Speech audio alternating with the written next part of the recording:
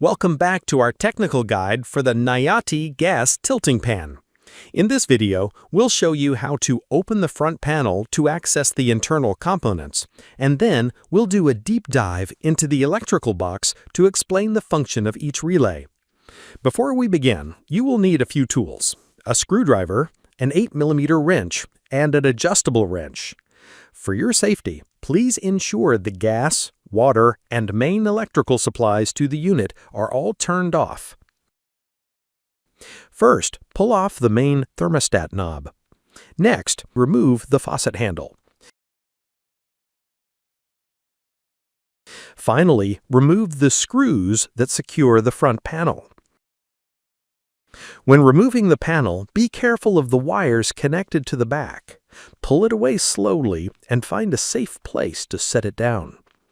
With the panel off, you can see the main internal components.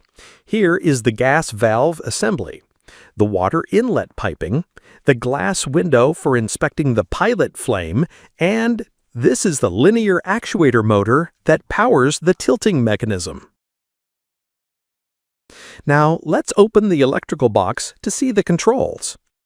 Inside the electrical box are the relays that control the unit's functions. Power enters through a terminal block, goes to an MCB, and then to the relays and a 24-volt power supply. When main power is on but the unit is idle with the pan down, two relays are energized by default: Relay K8, the main tilting safety relay, and Relay K6, which is for the down limit switch.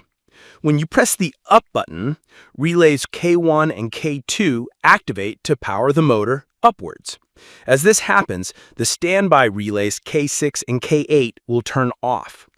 When you press the down button, relays K3 and K4 engage to reverse the motor. As the pan returns to the bottom, K8 will turn on first, followed by K6 once the pan is fully down. There are a few other key relays.